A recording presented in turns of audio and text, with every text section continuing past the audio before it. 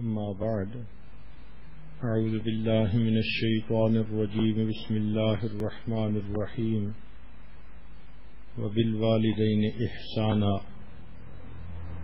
سبحان ربك رب العزة عما يصفون وسلام على المرسلين والحمد لله رب العالمين اللهم صل على سيدنا محمد وعلى آل سيدنا محمد وبارك وسلم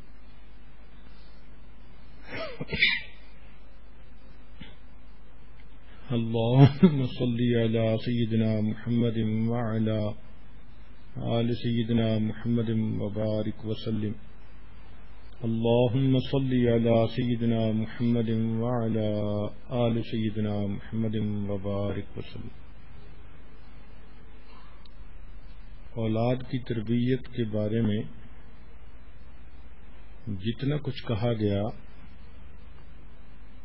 اس کی تکمیل یہاں ہوتی ہے کہ اولاد کو ماں باپ کے حقوق کے بارے میں بتایا جائے. جب دل میں ماں باپ کی عظمت ہوگی تو بچے ماں باپ کی بات کو غور سے سنیں گے اور اس پر عمل کریں گے.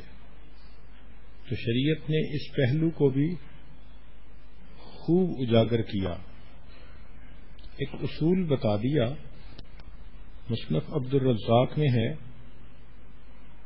حدیث مبارک کا ایک چھوٹا سا ٹکڑا کہ جو چاہو کرو جیسا کرو گے ویسا بھرو گے. اس کو کہتے ہیں عدلے کا بدلہ، ٹٹ فار ٹیٹ. جیسی کرنی ویسی بھرنی، نہ مانے تو کر کے دیکھ. جنت بھی ہے دوزخ بھی ہے، نہ مانے تو مر کے دیکھ. تو انسان جیسا کرتا ہے اس کو ویسا ہی اس کا بدلہ ملتا ہے. چنانچہ جو بچے اپنے ماں باپ کا احترام کریں گے، فرما برداری کریں گے، ان کے اپنے بچے بڑے ہو کر ان کی فرما برداری کریں گے. چنانچہ حاکم نے ابو ہریرہ رضی اللہ عنہ سے روایت کی، نبی علیہ السلام نے فرمایا تم دوسروں کی عورتوں سے پاک دامنی کا معاملہ کرو، تمہاری عورتیں پاک دامن رہیں گی. اور تم والدین کے ساتھ حسن سلوک کرو گے تو تمہارے بچے تمہارے ساتھ حسن سلوک کریں گے. چنانچہ والدین کے حسن سلوک کو شریعت نے اتنا درجہ دیا کہ ابن ماجہ کی روایت ہے، ابو حمامہ رضی اللہ تعالیٰ عنہ فرماتے ہیں ایک شخص نے نبی علیہ الصلوۃ والسلام سے پوچھا، اے اللہ کے نبی صلی اللہ علیہ وسلم، اولاد پر والدین کے کیا حقوق ہیں؟ تو نبی علیہ السلام نے فرمایا کہ دونوں تمہاری جنت اور جہنم ہیں. یعنی دونوں کو خوش کرو گے تو جنت ملے گی، ناراض کرو گے تو جہنم ملے گی. اس حدیث مبارکہ میں والدین یعنی ماں باپ دونوں کا اکٹھا تذکرہ، بعض احادیث میں الگ الگ تذکرہ بھی ہے. چنانچہ امام ترمذی رحمۃ اللہ علیہ نے ابن عمر ابن عاص سے روایت کی کہ رضا الرب فی رضا الوالد، کہ تمہارے رب کی رضا تمہاری باپ کی رضا میں ہے اور رب کی ناراضگی باپ کی ناراضگی میں ہے. امام احمد بن حنبل رحمۃ اللہ علیہ روایت کرتے ہیں کہ ماں کے ساتھ وابستہ رہو کیونکہ الجنت تحت اقدام امہاتکم، جنت ماں کے قدموں کے نیچے ہے. ابو ہریرہ عنہ روایت کرتے ہیں ایک شخص نبی علیہ الصلوۃ والسلام کی خدمت میں حاضر ہوا اور اس نے پوچھا، اے اللہ کے نبی مجھ پر سب سے زیادہ حق کس کا ہے؟ فرمایا اموں کی، تمہاری ماں کا. اس نے دوبارہ پوچھا کہ اس کے بعد میرے اوپر حق کس کا ہے؟ فرمایا تمہاری ماں کا. پھر اس نے تیسری دفعہ پوچھا کہ اس کے بعد میرے اوپر حق کس کا ہے؟ فرمایا تمہاری ماں کا. اور چوتھی دفعہ فرمایا ثم ابوک، پھر اس کے بعد تمہارے باپ کا.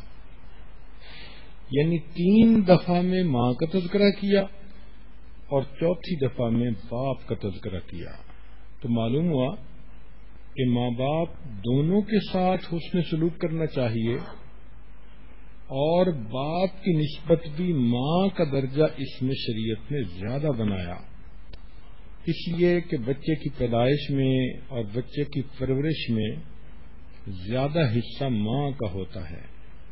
تو دیکھو وہ کتنا کریم پروردگار ہے کہ ماں نے اولاد کی تربیت کے لیے مشقتیں اٹھائیں تو اس کے اجر میں اللہ نے ماں کو نہیں بھلایا، ماں کا اتنا ہی حق اولاد کے اوپر قائم کر دیا۔ امام احمد بن حنبل رحمۃ اللہ علیہ روایت کرتے ہیں، عبداللہ ابن عمر ابن عاص رضی اللہ عنہ اس کے راوی ہیں، وہ فرماتے ہیں کہ ایک بوڑھا والد اپنے نوجوان بیٹے کے ساتھ آیا اور نبی علیہ الصلوۃ والسلام کی خدمت میں یہ عرض کیا کہ اے اللہ کے نبی صلی اللہ علیہ وسلم، جب یہ بچہ تھا میں جوان تھا، یہ فقیر تھا اس وقت میں غنی تھا، آج معاملہ الٹا ہو گیا، یہ جوان ہے میں کمزور ہوں، یہ غنی ہے مالدار ہے اور میں فقیر ہوں، یہ میرے اوپر خرچ نہیں کرتا۔ تو اللہ کے نبی صلی اللہ علیہ وسلم نے اس نوجوان کو مخاطب کر کے فرمایا، انت و مالک لابیک، کہ تم اور تمہارا مال تمہارے باپ کی ملک ہے۔ شریعت نے ماں باپ کو اتنا درجہ دیا ہے۔ چنانچہ اگر ایسا کوئی بچہ ہو کہ جس کے والدین غلام ہیں اور وہ بچہ اپنے والدین کو آزاد کروائے تو شریعت کی نظر میں یہ بہت بڑا درجہ نیکی کا ہے۔ امام ترمذی رحمۃ اللہ علیہ فرماتے ہیں کہ لا یجزی ولد والدا الا ان یجدہ مملوکا فیشتریہ فیعتقہ، کہ کوئی بیٹا باپ کو بدلہ نہیں دے سکتا سوائے اس کے کہ باپ غلام ہو، بیٹا اس کو خریدے اور پھر آزاد کر دے۔ اس لیے اولاد اور ماں باپ کے درمیان محبت کا ایک تعلق شریعت نے قائم کیا۔ فطری طور پر والدین اولاد سے محبت کرتے ہیں اور فطری طور پر اولاد ماں باپ سے محبت کرتی ہے۔ یہ ایکویشن وہاں بگڑتی ہے جہاں ہم شریعت کی خلاف ورزیاں کرتے ہیں، ماں باپ اولاد کو اگنور کرتے ہیں، پھر گڑبڑیں ہوتی ہیں۔ اور اگر شریعت کے مطابق بچوں کو ریز اپ کیا جائے تو یہ محبتیں سلامت رہتی ہیں۔ اس محبت کی بنا پر ترمذی شریف کی روایت ہے، ثلاث دعوات مستجابات لا شک فیہن، تین دعائیں ایسی ہیں جو یقیناً قبول ہوتی ہیں، اس میں کوئی شک ہی نہیں۔ اس میں سے ایک دعا دعوت الوالد علی ولدہ، جب باپ اپنی اولاد کے لیے دعا کرتا ہے اللہ تعالیٰ اس دعا کو ضرور قبول فرماتے ہیں۔ ہمارے مشائخ نے فرمایا کہ ماں باپ اگر خطا کار اور گناہ گار بھی ہوں پھر بھی اخلاص کی وجہ سے اولاد کے بارے میں ان کی دعائیں اللہ رب العزت ایسے قبول کرتے ہیں جیسے ولایت کبریٰ کے اولیاء کی دعاؤں کو قبول فرماتے ہیں۔ اس لیے اولاد کو چاہیے کہ وہ اپنی والدین کو اذیت نہ پہنچائے۔ ایک مرتبہ ایک بیٹا اپنے باپ کے ساتھ نبی علیہ السلام کی خدمت میں حاضر ہوا تو نبی علیہ الصلوۃ والسلام نے اس بچے کو باپ کے بارے میں سمجھایا، فرمایا فلا تمشی امامہ، کہ تم اپنے باپ کے سامنے آگے نہ چلنا، اس کو گالی نہ دینا، ولا تجلس قبلہ، اس کے آگے نہ بیٹھنا، اور کبھی بھی اس کو نام لے کر نہ پکارنا، یعنی اپنے والد کا نام لے کر پکارنا یہ بے ادبی ہے۔ ابا جی کہیں، ابو کہیں، جو مرضی کوئی لفظ استعمال کریں مگر وہ محبت کا اظہار والا لفظ ہو. اور اگر انسان اپنے والدین کے دلوں کو دکھ دے تو شریعت نے کہا کہ ثلاثۃ لا ينظر اللہ الیہم یوم القیامہ، 3 بندے ایسے ہیں کہ اللہ قیامت کے دن ان کی طرف دیکھیں گے بھی نہیں. اب ذرا اس گناہ کی گریوٹی کا اندازہ لگا لیں کہ ایسا گناہ جس کی وجہ سے اللہ تعالی نگاہ اٹھا کر بھی نہیں دیکھیں گے بندے کو. 3 بندے وہ کون سے ہیں؟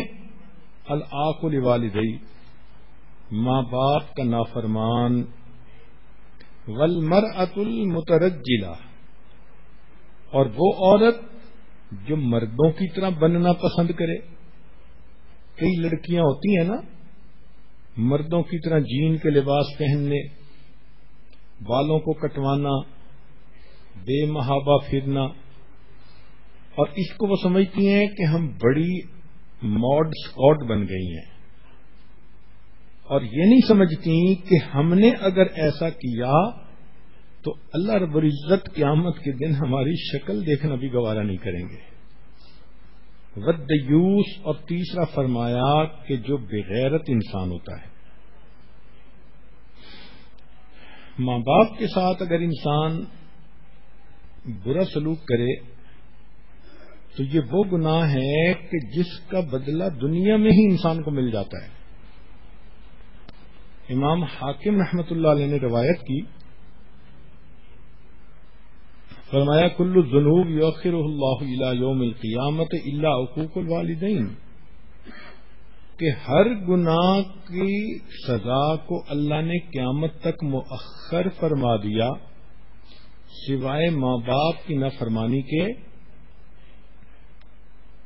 فإن اللہ یجعلہ لصاحبہ فی الحیاۃ الدنیا قبل الممات، کہ یہ ایسا گناہ ہے کہ اللہ تعالی دنیا میں موت سے پہلے بندے کو اس کی سزا دے دیتے ہیں. اللہ اکبر کبیرہ. چنانچہ ہمارے ایک ڈاکٹر دوست تھے، وہ کہنے لگے کہ ایک دیہاتی نوجوان ہاسپٹل میں داخل ہوا، میری ڈیوٹی تھی، دیکھنے میں وہ بڑا صحت مند اور ہیلدی نظر آتا تھا، لیکن اس کو کوئی ایسی بیماری تھی کہ جس کی وجہ سے اس کا گلا گھٹتا تھا اور اس کو سانس لینا مشکل، تکلیف ہوتی تھی.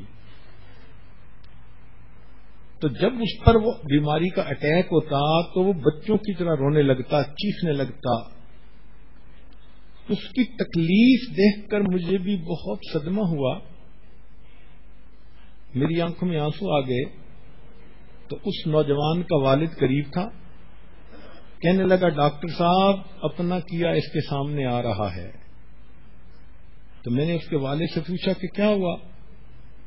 کہنے لگا اس نے پسند کی شادی کی اور بیوی اس کو ماں باپ سے لے کے دور چلی گئی، اور جب کبھی ہم کہتے تھے یا ماں کہتی تھی کہ بیٹا آیا کرو، مل جایا کرو، تو یہ غصے میں ماں کو کہتا تھا کہ خبردار کوئی بات کی میں تمہارا گلا دبا دوں گا. جو الفاظ یہ ماں کو بولتا تھا اللہ نے موت سے پہلے اس کو اپنی آنکھوں سے خود دکھا دی. ہاں، ایک ایسی صورت ہے جس میں ماں باپ اپنے حقوق کو خود ہی ضائع کر بیٹھتے ہیں. وہ یہ ہے کہ اگر اپنی اولاد کو شریعت کے خلاف کوئی بات کہیں تو شریعت نے کہا لا طاعت لمخلوق فی معصیت الخالق، اللہ کی نافرمانی میں مخلوق کی کوئی اطاعت نہیں. لہذا اگر